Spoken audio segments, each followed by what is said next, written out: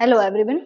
This is a fourth text in contemporary literature, The Only Story by Julian Barnes.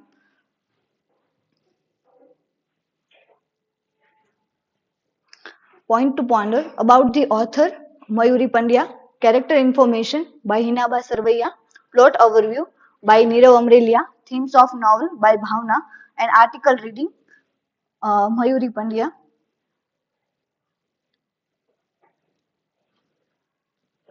Key facts. The novel published in 1st February 2018. The author Julian Barnes. Originally published in English. Chapterization in the three part 1, 2 and 3. The genre of the novel is memory novel and narrator is the protagonist Paul and setting in the outside London 1960 and the blurb of the novel.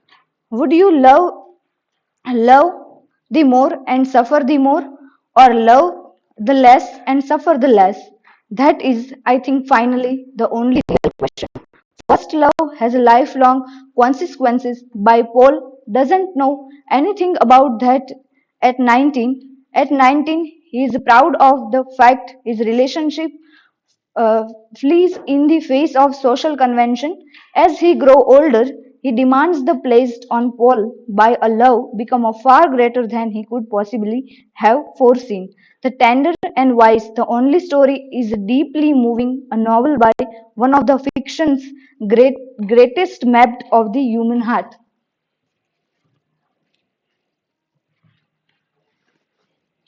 About the author, Julian Barnes.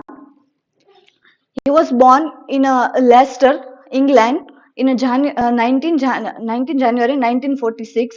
He was educated at the City of London School and then graduated in modern language. Julian Barnes is the author of 19 novels, 13 novels, including The Sense of Ending, which is won 2011 Booker Prize for fiction. The Noise of Time and The Noise of Time. He has also written a three book of short stories, four collection of essay, and two books of non-fiction. Nothing to be frightened of, and the Sunday Times number of one bestseller, Level of Life. In 2017, he was awarded the Legion d'Honneur.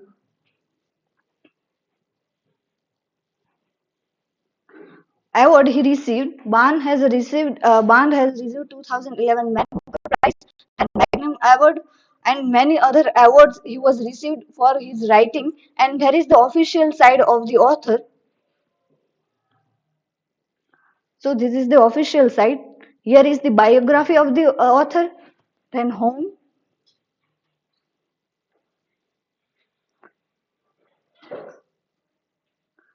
his books,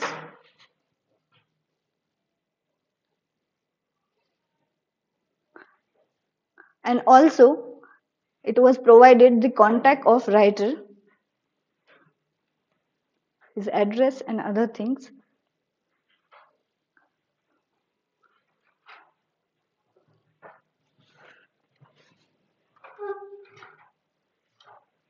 So further character introduction, I would like to call Hinaba Sarvaiya.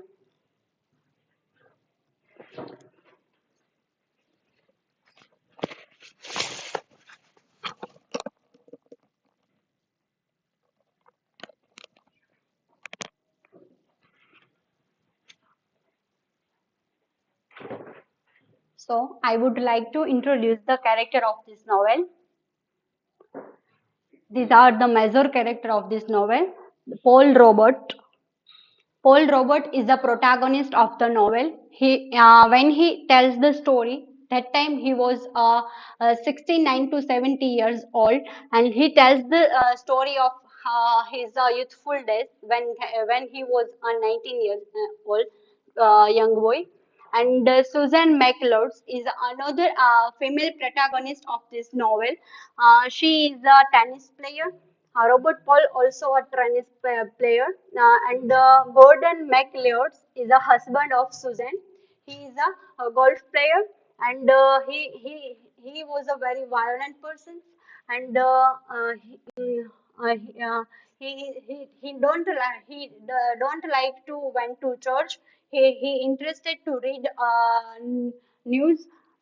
And Susan McLeod and Gordon McLeod to have two daughters, that is the Clara McLeod and Martha McLeod. Clara McLeod, also known as Miss Annas in university names, that uh, and Martha McLeod is also known as the Mystery. And Martha McLeod is also physically like her mother, tall and pretty. And Clara McLeod's nature of that, she is a very friendly.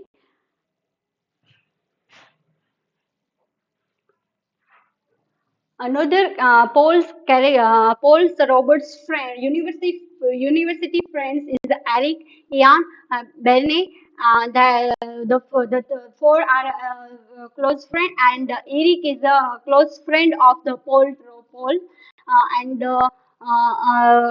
truth trusted friend. And Eric tells the story of Ashley. Ashley is the American woman, and Ashley is beloved of Eric, and Ashley is not believe in religion things, and Eric also believing the religious things, and she is not a member of established church. And Anna is a good friend of Paul, and she is also a lawyer.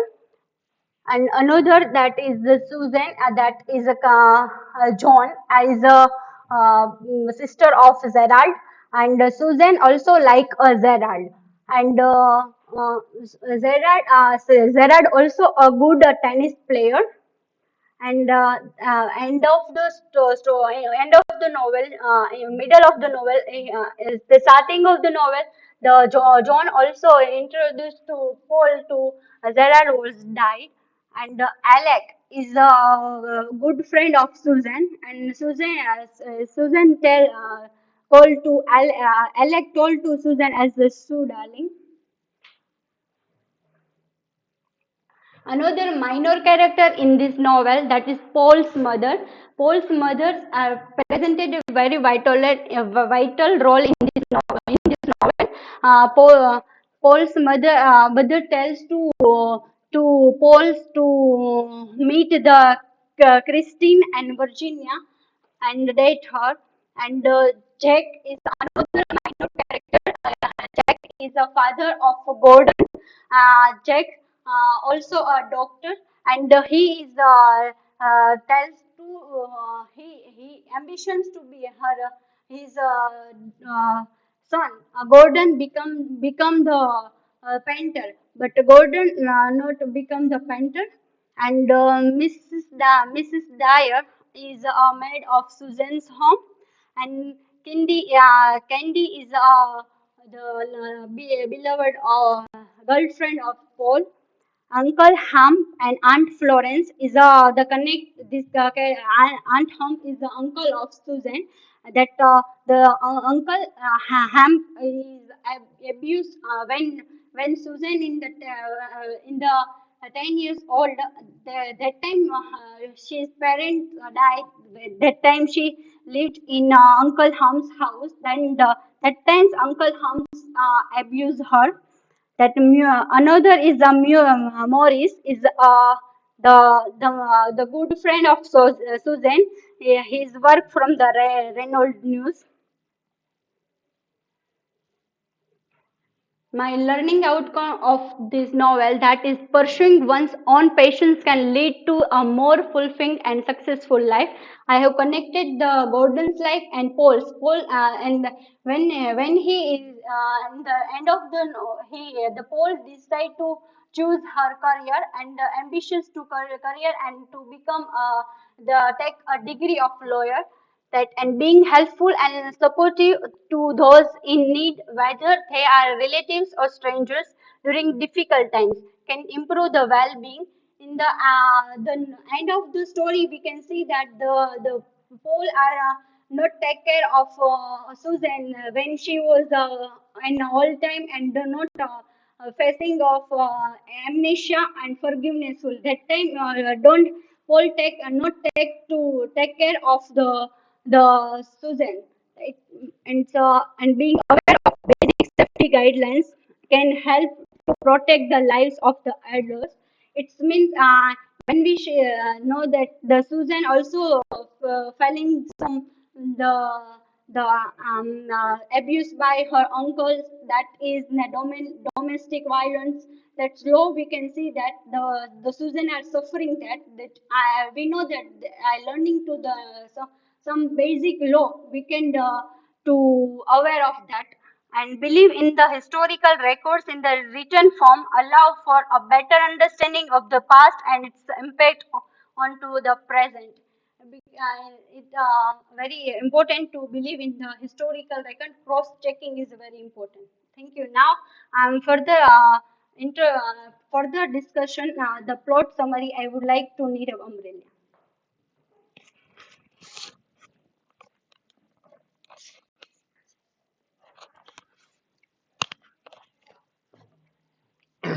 Hello. So, hello, I am Nirav Umbrella, and in this presentation, I have taken the part of the plot summary of the novel. This is the only story, and I have cited some page number here also. See, here you will see. First, let me give you a brief introduction of. So, in the front page, when where the novel starts, so there is the definition of the novel given by Samuel Johnson. So, in his Dictionary of English Language, published in 1755, Johnson describes the novel as a small story, generally of love, or a short story, generally of love. So, here, how the definition is pertinent with this novel or the plot, we will find it. And another thing before starting the summary, I would like to tell you is that I have taken the page number here, and it is of the 2018 publication of Penguin Random Books that Jonathan Cape has first published. It is the thing. Basically, the storyline is distributed in three parts only. So there is nothing like chapterization, but only merely three parts are given. So part one, part two, part three. That way it is written. And another thing that is the basically what we find is that when three narrations are found at the same time, so majority in first part we find this first person narration. First person narration that I, that is Paul Roberts, he describes what happens to him, or rather he becomes more subjective and less objective. So what incidents affects on him, it is being described by him. So the novel starts with the rhetoric question: would you rather love the more and suffer the more, or love the less and suffer the less? I think finally the only real question. This is the only real question. But at the end, what we find is that the question is never resolved. So there is no answer at all. So it is an unanswerable question. As he tells. Okay. So the question then is: do all these retellings bring you closer to truth of what happened, or move you further away? I am not sure. Even now, he is giving his introduction as an unreliable narrator. So and he quotes also that okay, I am not reconstructing the past, but I am reimagining it. So he's reimagining. He is not reconstructing the past. So here it is also to be remembered, because when something is there in one's memory, we fail to understand proper things. Why? Because one is narrating, and one might save himself from being some kind of scapegoat or thing like that. What wrong things he has done. Now he is telling to his narrator, Paul Roberts. So this thing we have to keep in mind. We have to take all the things with a pinch of salt, with a pinch of grain, while reading the novel. Such novels like then the time more than 50 years ago. Now the timeline is given. So right now he is 79 to 80 years old, and more than 50 years ago. So nearly like 29, yes, 19 years old. He is 19 years old when he is in the second year of his graduation, second or third year in between. The place about 15 miles south of London. So it is the setting given here. Don't mind, meteorology will play no part in my story. So here it is the deconstructive sentence, like it breaks though. So we are having this genre of post-structuralist novel. So first he gives all this thing that how my village, there is only the mention of village with capital V. It is also mentioned that how my village looked when I was 20 years younger. But then he puts this sentence that meteorology or the study of this land and will play no part in my story. So there is no importance at all. But a bit of importance is there of law, court, police, and all the things we will find along. Yes. And here first how he comes in contact with Suzanne. Suzanne, this McLeod. She looked at me sideways, but what about your reputation? Now, he being a young person, having no practical knowledge of the world by experience, he thinks that, okay, I have to be reputed. Being a young person, what was there in his mind, in Paul Roberts' mind, that he thinks I have to be reputed by society. And by getting the reputation, I must have a wife or a girlfriend or something else like this. So first we find the story moves from the love of romance to the responsibility. So when romance comes, everyone is feeling enjoying. Okay, I will have these good things with this person. We will go to cinema. We will go like this. We will go to woods. Everything comes there. And at the end, when the responsibility comes, when Susan turns mad, insane a bit, so mad woman in the attic is also given there. The reference comes, and this Scarlet Woman reference comes also, like which woman who this performs adultery or adulteress. Here the word for her cougar, cougar, cougar is described for her, and a toy boy for our narrator, this Paul Roberts.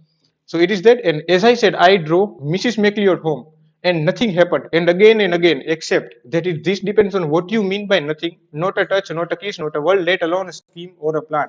So here he gives a bit of his sexual accounts, that how he came in contact sexually or physically, he came in contact with Susan McLeod, and how Susan McLeod does not deny this kind of advancements from Paul. So, what words might you reach for nowadays to describe a relationship between a 19-year-old boy? Now he is in the past memory, he is in the past, a 19-year-old boy, or nearly men. So, in adolescence, adulthood, he is speaking about, and a 48-year-old woman. Perhaps those tabloid terms, cougar. Here is the term cougar. You see, cougar is a slang which is used for a woman, which is like the woman who is a more aged woman, like our Susan, 48-year-old, and the woman is seeking sexual or physical relationship with a much younger boy. So the term is a slang for cougar and toy boys. Toy boy, like we are having this. But such words weren't around then, even if people behaved like that in advance of their naming. Yes. For instance, I remember lying in bed one night. So he gives how he feels his youthfulness in terms of his physical nature, in sexuality. So it is that erection happens to him and without any reason, and he gives his account like this. I lean across and kiss her. Now, how he first kisses her. When I lean across and kiss her in front of whatever interested pedestrians Wimpole Street contains. So now here one thing is that now first when he meets Susan, he is very free-minded person, that he does not care about society. He just focused on the Susan McLeod. But when in the end, when Susan becomes mad and when Susan is taken in the ambulance by where mad people are kept like this asylum, made asylum. So there, Susan wants to tell, okay, this person is having some kind of relation of me, but he shuts his mouth. No, she is mad. Don't believe her. He tells this, that now first he is free, then he tells that okay, Susan is not free. And he calls Susan free spirit with damaged soul. Free spirit with damaged soul. That she has free spirit. That she distinguished from her played. What was the word like? Yes, play around generation, and but she is free spirit, and that is why I like her. And but again, he does not like this also. I was going to say girlishness, and perhaps that is more what me. Yes, she is older. Yes, she knows more about the world. But in terms of what shall I call it, the age of her spirit, perhaps we aren't that far apart. Now, on what grounds she likes Susan McLeod? It is this, that her cheerfulness, her free spiritedness, her playfulness, he likes her. You aren't suggesting I go into politics. Now some reference of politics comes, the this Samaritans comes, communist comes. Suppose this Gordon MacLeod, the husband of Susan MacLeod, the Gordon MacLeod, he does not like the communist.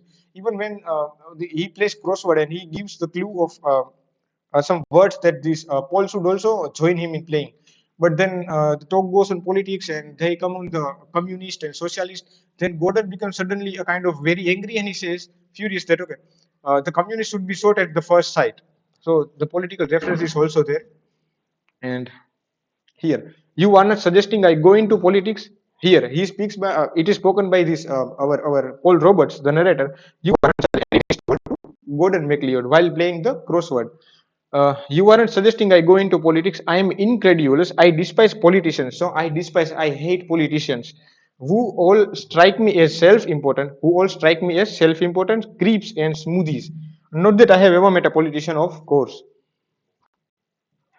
So it is the conversation between McLeod and this Gordon McLeod and Paul Robert goes on. So now it's exactly because people like you don't go into. Now it is spoken by Susan, that she tells to our narrator that it's exactly because people like you don't go into politics that we are in the mess we are. Susan insists. At first impression of this our narrator, Susan thinks he is very good man and he should be in the politics. So that is why she speaks this. My parents enjoyed television. Now see, these lines are coming, this the whole paragraph is given, but I have taken the first line only to explain only. Like the thing is come that how the people, how the commune people of the village acted while the war was going on back then. But now people did not take any kind of interest in any political or social matter. But what did they do? Is this my parents means the narrator's parents, the Paul Roberts parents. My parents enjoyed television sitcoms. Only they were focusing on the enjoyment, where the world is like firing behind and they are enjoying the things, but were made uneasy by satire. So anything satirical come on the government, on the power, they were made uneasy. Okay, we don't want to go into this. Let us be enjoyable only right now. So isn't it strange? She muses, my mother died of cancer when I was 10. Yes, this account is very good. See, in running talk, Susan and Paul Roberts both are talking to each other.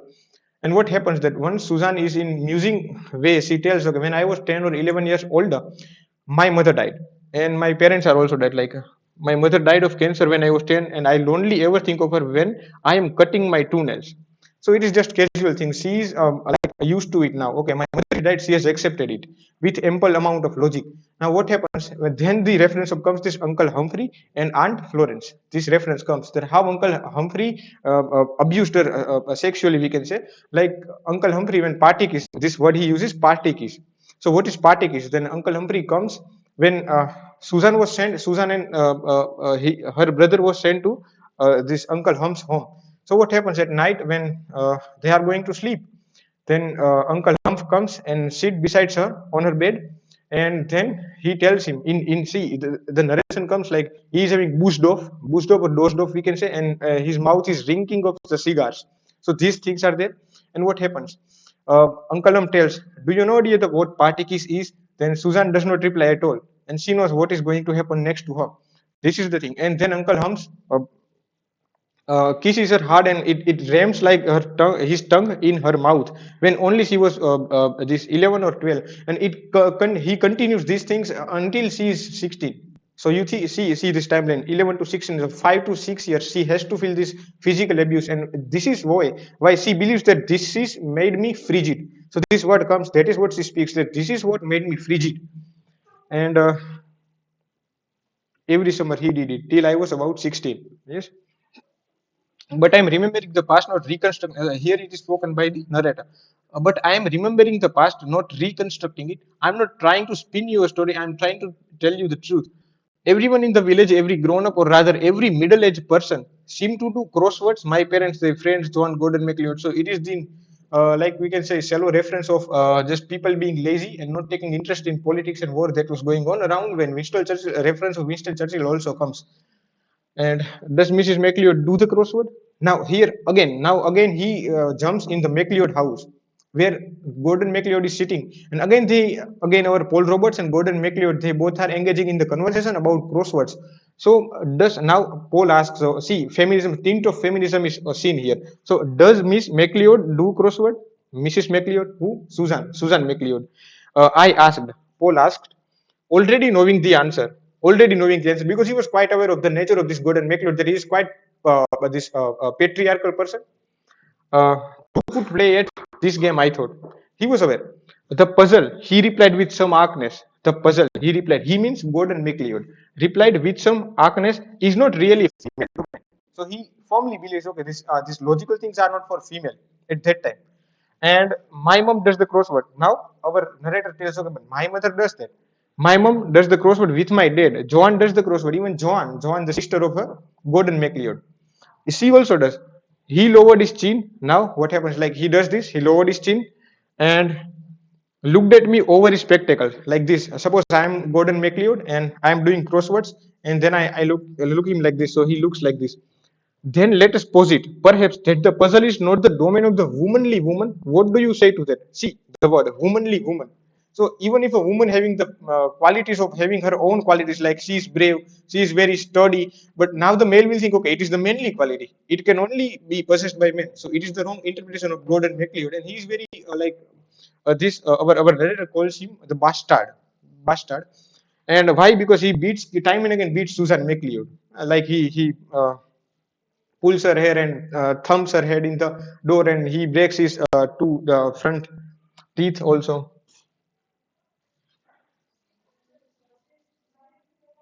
Yes, I have been educated. Now, here, what happens? Like now, further, the Paul Robert goes that he's giving his self account. Yes, he's comparing himself with Susan in terms of life experience. Like I have been educated at school and university, yet in real terms, I know nothing. Susan barely went to school. Now, Susan barely went to school, but I was a university educate. She knows so much more. I have got the book learning, so general term like book learning and life learning. Like I have got the book learning, she has got the life learning. Okay, but now it is the we can say impression of Susan McLeod on the soul or psyche of our narrator Paul Roberts. But anyway, Martha and Clara, the two daughters, Martha and Clara, Miss G, it means Miss Grumpy is Martha. She is grumpy. She is not behaving well with our narrator. This and Miss NS, Miss not so grumpy, and she is very good with our narrator. Clara, Miss Grumpy, and Miss Not So Grumpy. Okay. If I was uneasy with girls generally, I was the more so with ones who were a bit older than me, later on ones whose mother I was in love with. He gives. I never reflected on our age difference. Age felt as irrelevant as money. Now see, in youth, he does not care about money, food, because he was quite in frenzy mode. He was in like utopian mode due to his hormones and all the things.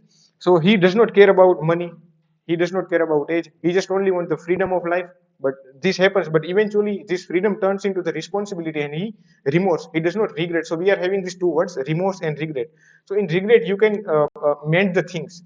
Whatever you have messed up, you can mend it again. But what happens in remorse? You are not able because you cannot go in the past and do the things unless you are having the time machine. Okay. She was almost exactly the same age as your mother, and you went see now bed with her. So now he gives himself this account. It's true that I wanted to sleep with Susan. I wanted to sleep with Susan and did so many times. Now he gives his further meticulous information that how I enjoyed or slept with him, her, and did so many times, and so for a number of years thought of killing Gordon McLeod. Why these things are coming in his head to killing of not out of that. Okay, if I will be there with his wife, Gordon McLeod's wife, that is Susan, and then Gordon will be the hindrance. But no, but he thinks that this Gordon is very bad person. He beats my love, my Susan, and these things. So I have to kill him. But he does not do any such thing like this.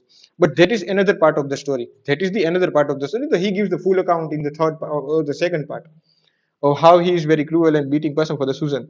Not that prehistory doesn't matter. Not that prehistory doesn't matter. No, it is not only so that we have to consider people's present condition and judge them, but present history also matters.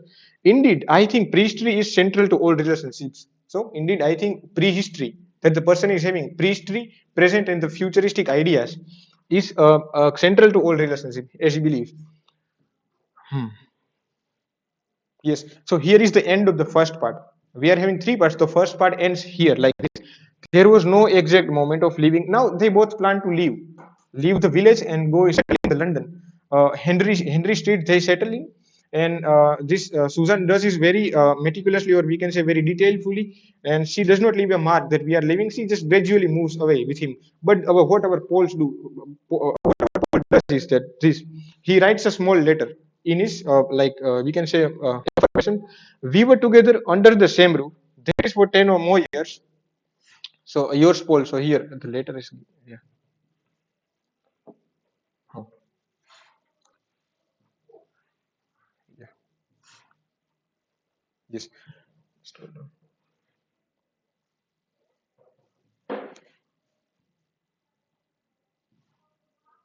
Hmm.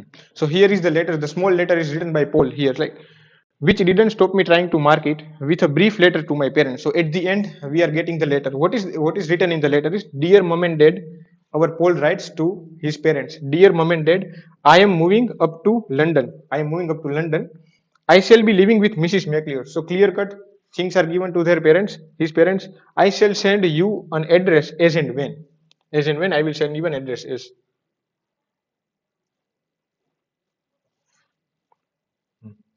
Yours, Paul. So here the novel ends with this, but I can't.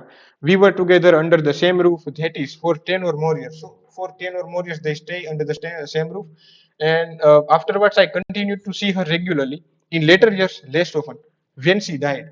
Now we are being presaged by the narrator that she dies.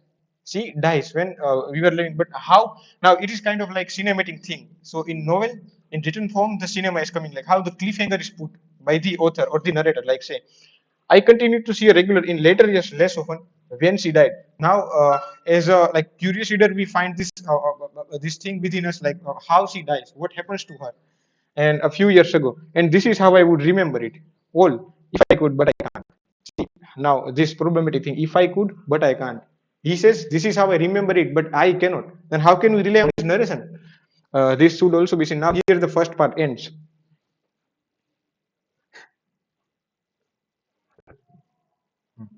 Now the part two begins. So it ranges from page number 87, as I mentioned that publication, to 158. First person narration from the page number 87 to 103. So here two types of narration are found. The first person narration goes from page number 87 to 103, and the second person narration starts from page number 104 to 158. Page number 104 to 158. These things. Okay. Susan's running away fund content. So Susan was preparing for a running away fund on which they bought some small house with two rooms on the attic, and they are giving it on the lodge. They are giving on the rent, we can say, and renters are also coming. But when one renter leaves, the friend of this our narrator Paul comes. That name is Eric. And what happens after Eric comes and he tells, okay, your wife is drinking, but now then. Paul says, "My wife does not drink, or this Susan does not drink. She is very disdainful towards such things that even her husband drinks, Gordon drinks, but she does not like that. So my Susan cannot drink such things. Whiskey and sherry, Sherry. The spelling is given there. Sherry they call it, and that is what. And this Eric put some marks on the bottle. So here this much is filled into it. But now it is drunk by Susan, and the mark is being remaining there. Like I painted my study a somber dark green. Here's someone what good wordplay is coming. Like I painted my his study room when new house in London, when she and Susan moves, or rather we can say elopes with each other. I painted my study a somber dark green after Barney told me. Barney is one of the friends of our narrator, Paul, told me that the labor wards where these obstetricians are practicing the delivery of a child. Hospitals were that color to calm expectant mothers. Labor pain is also there. I hoped it might have the same effect on my own laborious hours. Now, my own laborious hours that he works very hard for their home. So, but as far as I understood my life at this time, I required the opposite equation. Work would be something I joked along with love. See, here now this thing, how he puts work at secondary place and love at the first place. So he thinks like for a man what is needed, or for a human what is needed. It is needed the love. Work and all the things are secondary. But what happens in the later part that he thinks the work is more important, the love is not, because love is he considers this love and sex a bit kind of mingled thing. But as far as I understood my life at this time, I required the opposite equation. Work would be something I jogged along with. So it is gonna be there anyhow. Love would be my life. So I will focus on love only because it is the life.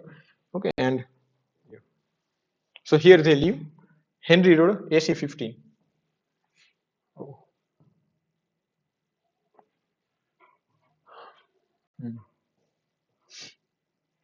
See now here, see when again reference comes of missionaries when they are living at their home at London, separate from their family village. Only the name of village is not given. The only VILLAGE is given. Only capital V. So they are living in London, and what happens is that the missionaries come. But Susan is very quite anti-religioustic person. She does not like religion as such. So what happens? They in conversation with him. Who was that? Asked by our narrator Paul to Susan. Who was that? I asked as she passed my door. She looked into see me. Missionaries. Susan replies, they were missionaries. So two people come to meet this Susan McLeod, and they were missionaries. She replied, God damn and blast them, missionaries. So how she hates them, the religion. I let them get it all off their chest and then send them on their way. So I let them speak whatever they wanted to speak, whatever they wanted to preach rather than teach. So, and better to waste their puff on me than someone they might convert. So they are wasting their time on me because I'm not anyway going to be converted into the Christianity there, not actual missionaries. So now our narrator is telling not actual missionaries. He is questioning. It's a general term. Actual missionaries are the worst, of course. And but a few weeks later, we received a visit from a man called Morris. Now again, now see in the second part, the character of Morris is introduced. Morris, he is a ex-workman in this Royal News, Renault or Royal News, something comes like this.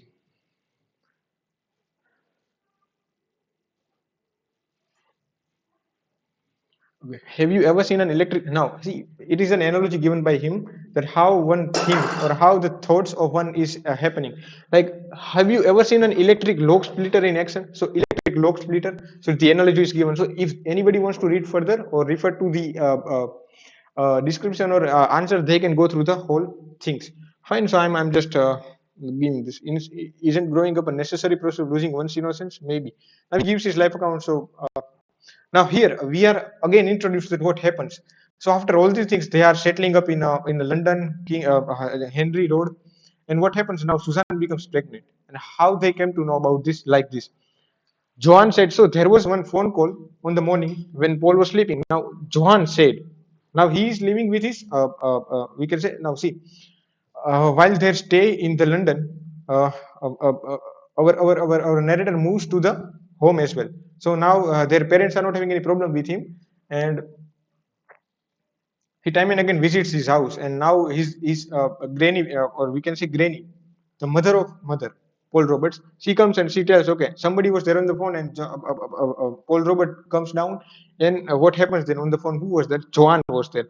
Joan said, the very rude voice of Joan, it's Susan, get over there. She wants you, not me. You now, and she put the phone down. Whatever you say, but you will need now. What happens? So after phone, this person hurries, rushes that what happened to my Susan to see her. Now what happens? That Susan tells us, okay, drive me to some way. I will tell you, and don't ask me any single question that I'm not going to reply you anymore. Okay, then Paul Roberts believe in her, and he asked, whatever you say, okay, fine, I'll believe, but you will need to tell me roughly where we are going. Otherwise, how will I drive you to there? Head for self bridge. So go. Let us go or drive me to the self bridge. Are we in a hurry? I allowed myself that question. So he asks her.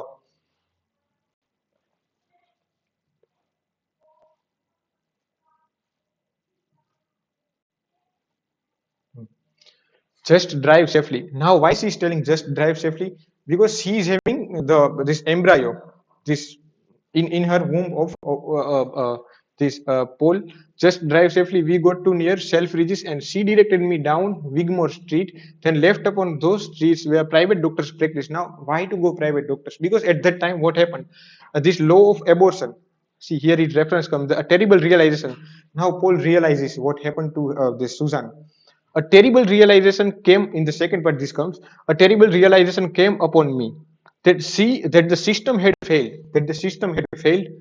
That she had found herself pregnant. Now she had found herself pregnant, and was even now dealing with the consequences. And was now and the abortion law was still going through Parliament. Now, so nothing was decided whether women should be given the right. So recently, we are having right now. I'm talking about our Millie or the present scenario that the abortion law, the League of Two Justice gave this thing to the medical authority that okay, the women have the right to abort the children or child, whatever is there in her womb, within 732 days, like 7 months. Within that time, she can abort on her will. So no medical can take this decision. But here, what was happening at that time when Suzanne got pregnant, this the abortion law was still going through parliament. So that is why they are going private doctors practice. They are not going to any legal doctor, because legal doctor will not do such things, abortion, but the private doctors will do, those who practice. And not just at the back street, and who would perform procedures more or less on demand. So these things are there. The notion of being a father, while he gives his self account, said how my feeling was going through when I got to know that Susan is pregnant and she's having my child in a womb. The notion of being a father while still a student, struck me as terrifying and as crazy. But it also struck me as well, kind of heroic. Now it terrifies him, it makes him feeling, it gives him the feeling of the heroism, subversive yet honorable. So these things are given.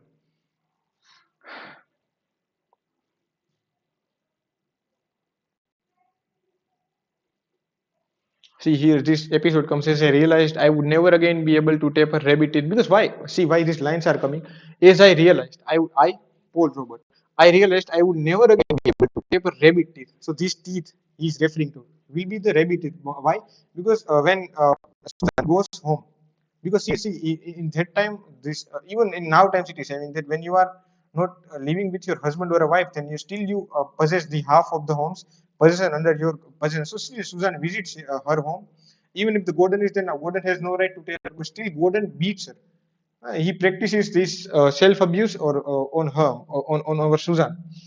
So as I realized, I would never again be able to tap a repeated because it was broken by the thump of Gordon McLeod when he beats Susan, long discarded in some Wimpole Street West bin. As I understood that I now had greater responsibility than before. Now these things, when the lover is having child of yours, then you are having greater responsibility than the romanticizing things alone. One thing I never swerved from was the certainty that Gordon MacLeod's behavior was a crime of absolute liability, and his responsibility was also absolute. A man hits a woman. See, now this account is very interesting. See this. A man hits a woman. A man hits a woman. A husband hits a wife. So it is putting like it is a general rule that a man has to hit a wife when she is going out of the boundaries, and a husband hits a wife. A drunkard hits a sober spouse. So a drunkard hits a sober spouse. A drunkard is now our Gordon MacLeod, and he hits a sober spouse. Who is sober spouse? Susan MacLeod. There was no defense and no possible mitigation. Now, from here starts second person narration. Now it shifts I, it shifts to you. You means our protagonist again, Paul Roberts. You are an absolutist for love, and therefore an absolutist against marriage. See this, and how these interesting things are given, like how he compares marriage with so many things. So it is also given, like he compares with dog kennel, in which complacency lives and is never chained up. Like marriage is a jewelry box. Marriage is a jewelry box in which, so first he compares marriage with a dog kennel. So we can write this dog kennel, and secondly he compares it with the jewelry box. So why jewelry box? Which by some mysterious opposite of alchemy turns gold, silver, and diamonds back into base metal. So when you marry somebody, all your dreams are again put under the you can say earth. So nothing romanticized happens again when the age passes. People are like these things happens with them. So they are getting fed up with each other, and they fight. They take divorce. So many things happen. So that is why it turns everything that is gold metal into the base. And third thing, marriage is a disused boat house containing an old two-person Kenny, no longer water with holes in the bottom and one missing pedal. Marriage is, oh, you have dozens of such comparisons to us. So right now we are getting three. The first is dog kennel, second is jewelry box, and third one is this boat house. Okay.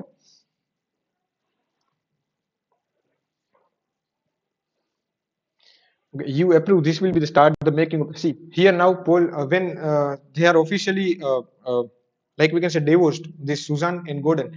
Now what happens? Now what Paul thinks at that time, you approve. That Paul approve. This will be Paul approves. This will be the start, the making of the new Susan. You try some gentle advice. Now he wants his love, Susan, to be something new. What of his liking? Okay. So again, the patriarchy is in his character. You realize that even if she is the free spirit you imagined her to be, even if she is the free spirit, she is also a damaged free spirit, as we saw. And you understand that there is a question of shame at the bottom of it. So, whatever free minded she be, or for that reason I loved her, but still there is a question. But she is shameful about what? About her personal originality and about the society, like this. You understand there is a question of shame at the bottom of it, personal shame, that she is reluctant to mention that in front of people that she meets, and social shame that she feels okay. Even during their stay, when once Martha comes to visit them, they both, when they are going into London and they are buying a home, Martha comes and she tells, okay, so you are having two rooms in the attic, then you give it on the rent. So why she tells, and because you will be camouflaged. The word is you will be camouflaged by the social shame. So nobody will think you both are having this relationship and these people are coming. So Eric comes and he gives that, okay, your wife or Susan is drinking from my whiskey, but he denies to believe. So these things are happening. Now let's go to the end of this part. Okay. Okay. So now he gives that how many types are of sex or the physical or consummation we can say. So there are two, but he is no only two are not the good and bad. There is sad sex also. So what sad sex is when you are fed up with your partner after having so many nights or going to bed.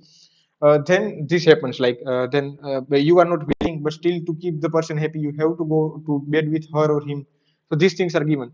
So when desire returns, now what happens? So these things happens now suddenly. This not suddenly, but gradually we can say. Susan turns maid, and he puts her into the hospital or many under many treatments. Now, in absence of her, what he does is that when this is the last paragraph of the second part. When desire returns in men or in woman also, but here's the man, our narrator. You order up another prostitute. Now we started going to the prostitutes. Later, you have a Lebanese dinner. It's the dinner. You watch television, you lie on your bed, deliberately not thinking about Susan or anything to do with her. You do not care how anyone might judge you if they could see where you are and what you are doing. So now he's reaching to the point where he is not feeling any more love with the Susan. Okay. So these things are happening. Okay. So it is the end of the second part. Here the second part ends. And the third part is very like short, we can say. Only 60 pages are given to it.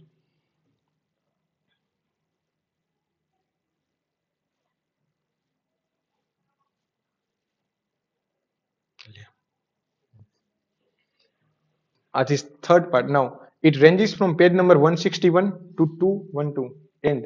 So third person narration. Here we are finding majority of the narration is the third person. He is used for Paul. He sometimes this is the first starting paragraph, initial paragraph. He sometimes asked himself a question about life, which are truer, the happy memories or the unhappy ones. So here, when an old man tells the story, well, generally, and it is of the love especially. So now it is not the story of the good memories, the pleasant moments, but it is the unhappy memories, we can say. He decided eventually that question was unanswerable. Which question he is alluding to? The very first question, that one should rather love or rather like this. So that the question was unanswerable. He had kept a little notebook for decades now. So he means our narrator. He was having an habit that keeping a notebook. What was he doing with the notebook? That great novelist. He kept the quotations of the great novelists, television sages, this television sages, or we can say televangelics in that time. Evangelic, and when they are coming and speaking on the television, they are called televangelic. So those who preach the Christian these dogmas, not dogmas like religion, like these things. Self-help gurus. This self-help genre is also introduced. People he met in his years of traveling. He assembled the evidence, and okay. So he was having a kind of philosophical thinking here himself as well.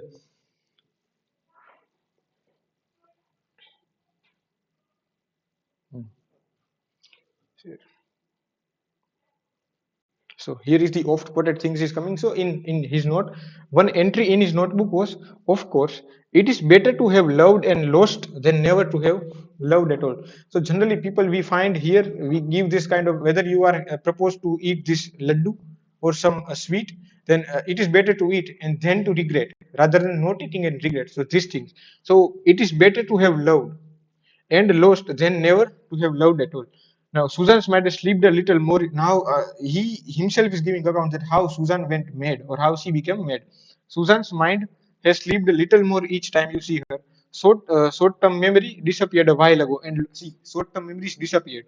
Now she is completely out of her mind due to because Susan turns very kind of very, you can say, abject drunkard. Abject drunkard. She even lies to Paul that okay, I want to drink, but I will not tell you. But Paul knows everything, and Paul does not tell her okay that I know everything, because when he tries to tell her, she becomes very angry. Okay, why are you telling me this? And Paul is having selfishness within himself. Okay, if I tell you the right thing, then you will leave me. Then I don't want to tell you the right thing. Go ahead and destroy yourself. These things he speaks there.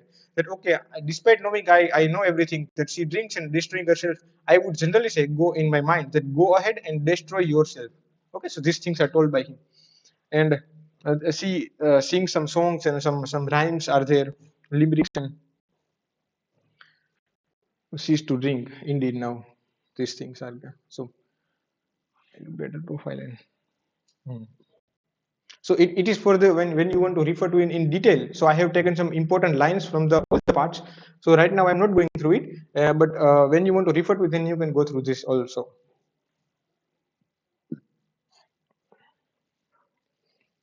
So now let me come down to my learning outcome. So after completing the novel, first thing I would say is that it is a kind of we cannot say it is completely a stream of consciousness thing, like, but the linking generally what happens in stream of consciousness, the narrator is telling, suddenly he or she, whoever is narrating or the author, goes jumps here to there, but what happens, there is no linkage provided at the end of that jumping.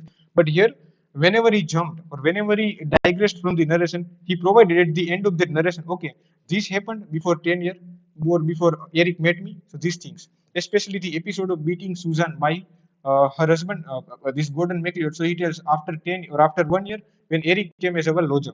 So this happened. So this linkage is also given there. So we cannot like he takes us digression, and then he moves us back from where he started.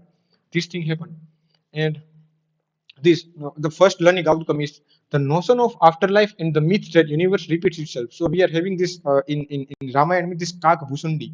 Kak Bhusundi, he was a bird or he was a person, like he was a sage bird, crow, that he was made free from the chain of time, that he cannot be enchained by the time.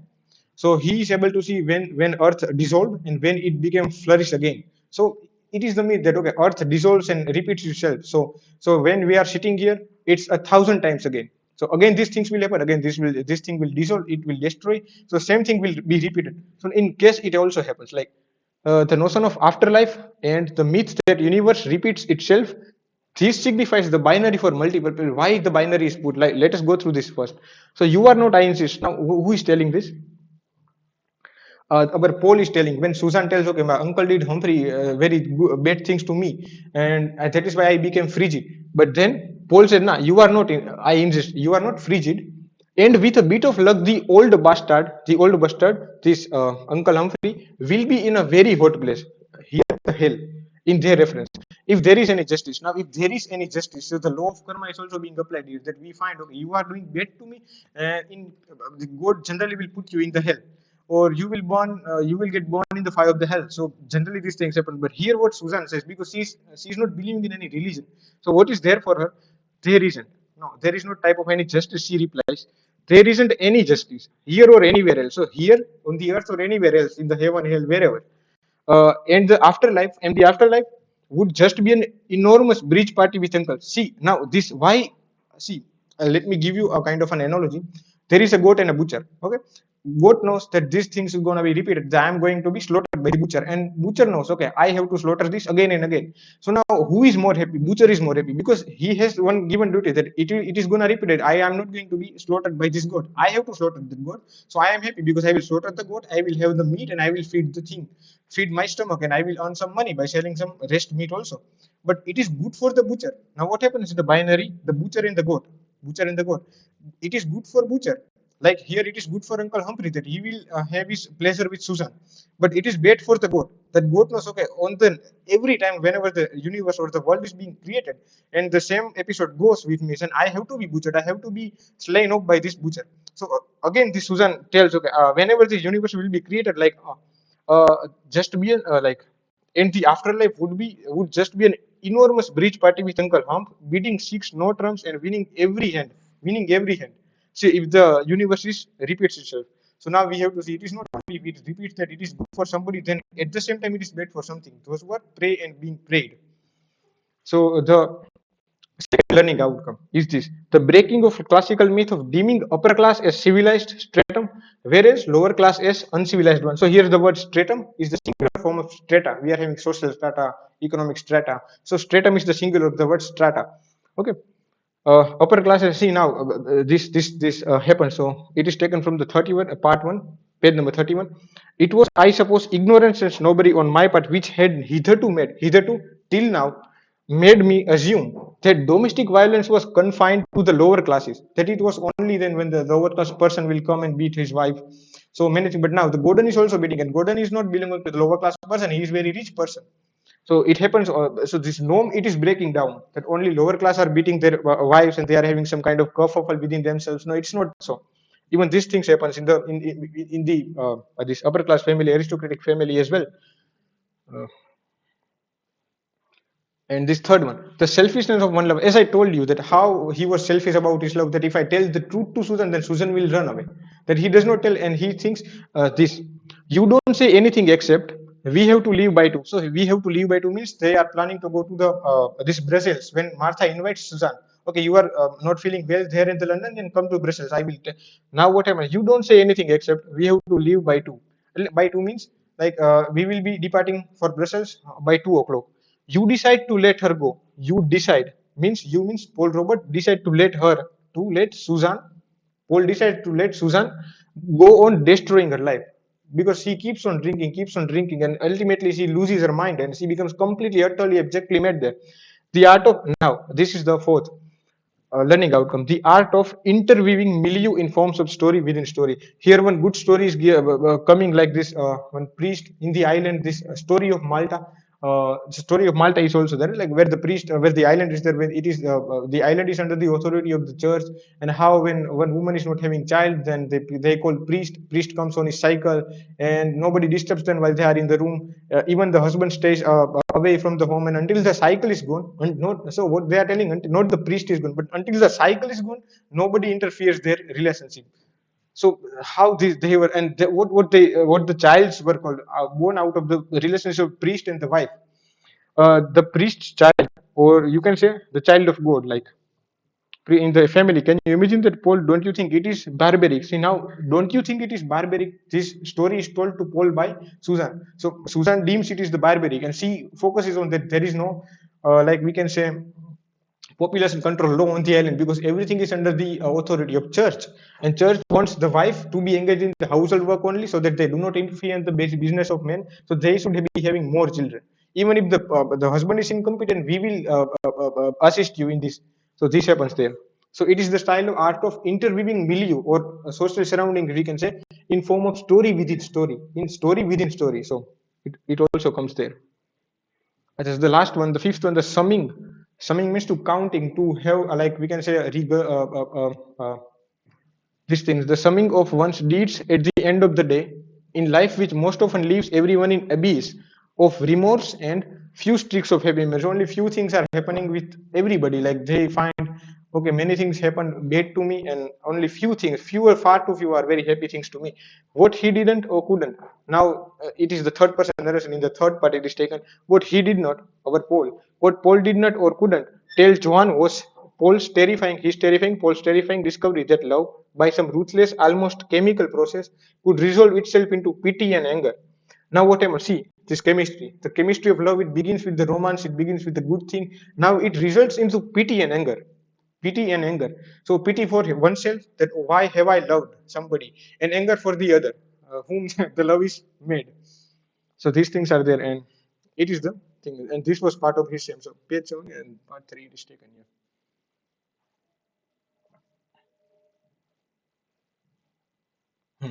So it was the part of the summary.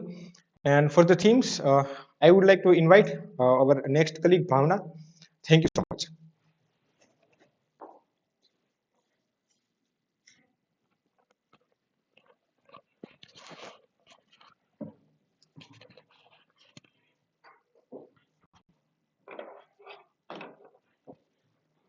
So I to deal with the topic of themes.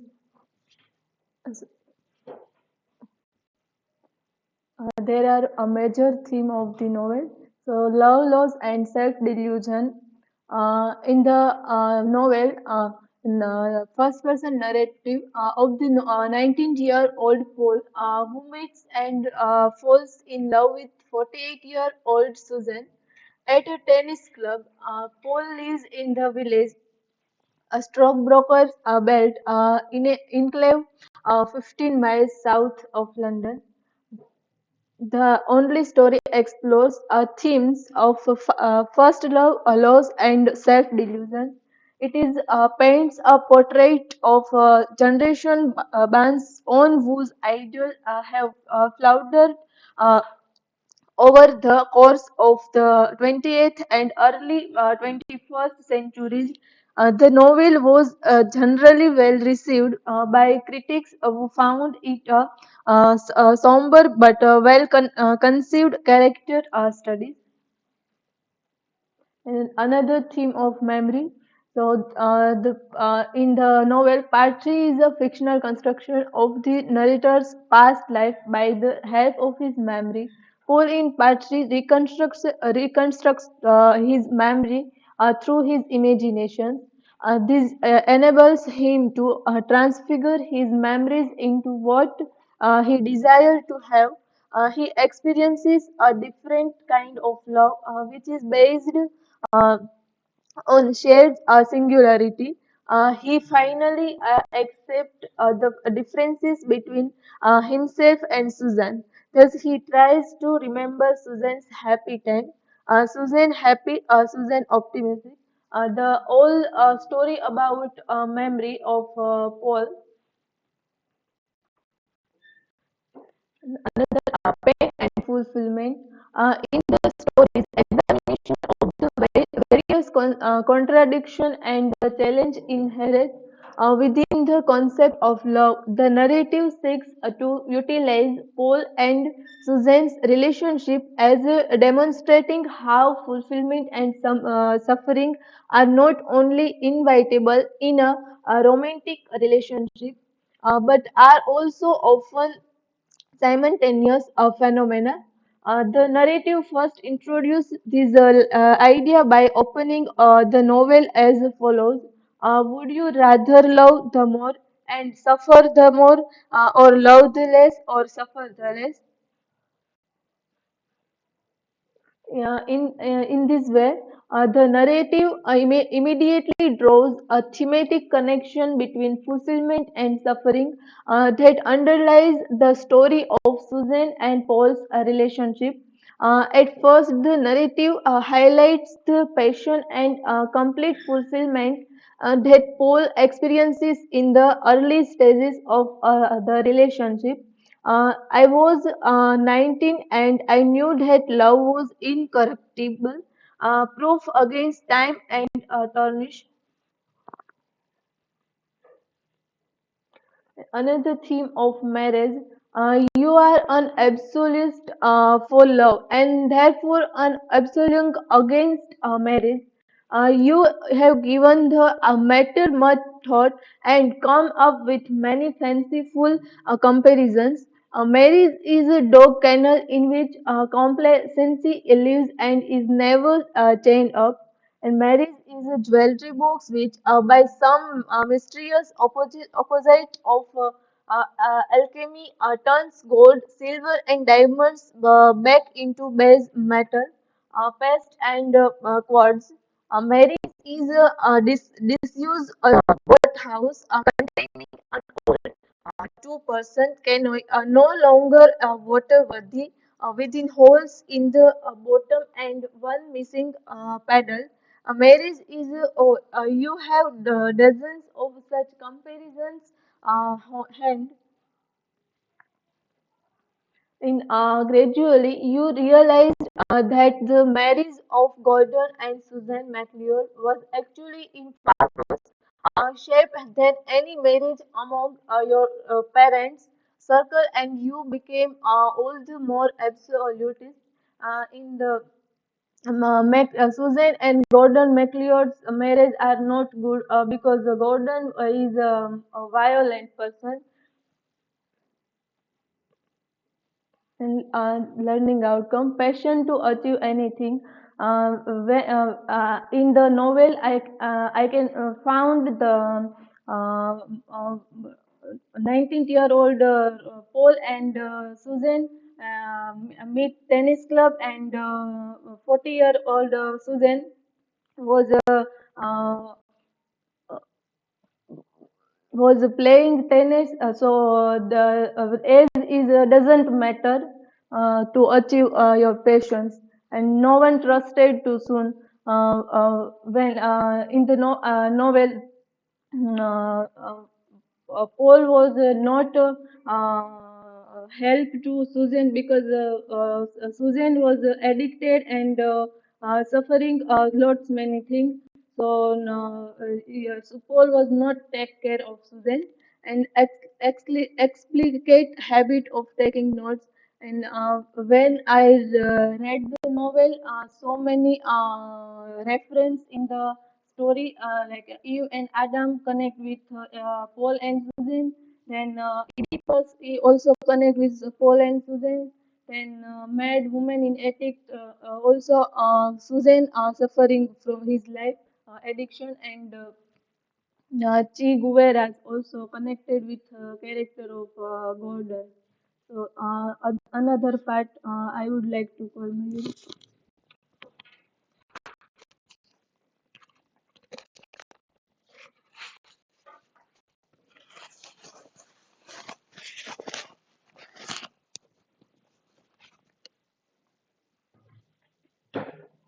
article,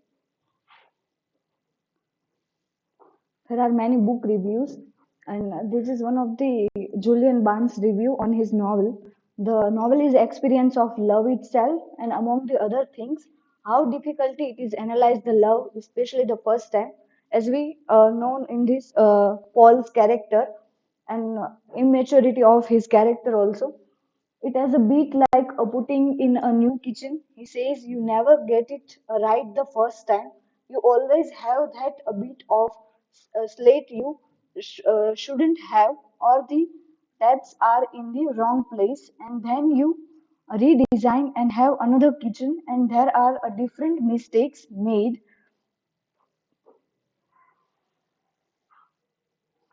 Okay, the only story to which Barnes alludes is, of course, the story of love. And for good or ill, everybody has such a story to tell.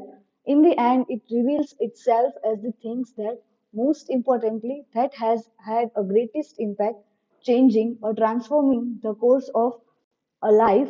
Written in many years later, Paul's attempt to convey his own only story, and this sentence by Paul, I am the remembering the past, not reconstructing it. I am not trying to spin you a story, I am trying to tell you the truth. It is the most explicit reference in the realism of the novel, embrace, spirited of a sentimentally and most self-pity at times, uncomfortable yet never self-indulgently plain, indulgently.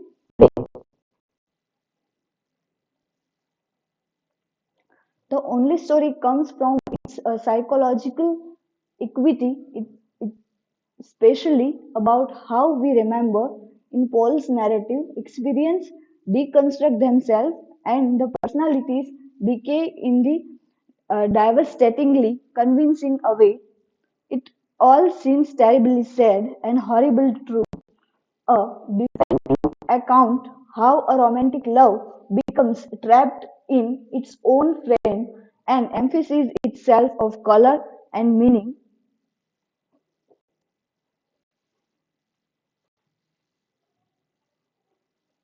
The Julian Barnes novel, The Only Story to 2018, can be read as a monograph on implications of love by focalizing the narrative situation and events through the consistently transforming perspective of a failed lover. Barnes shows how digging into past events through the awakening lens of memory can lead a previously a concerned self-realization. So my learning outcome is how to tell a story, even it is a love story, with the love story of Susan and Paul. How he was Julian Barnes narrating the story. Human and his memory play the vital role. Age is doesn't matter in the love and sports in the literature. How they starting with the tennis player, both are a tennis player. Then starting this love story.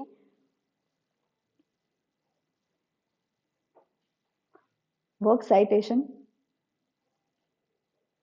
Thank you.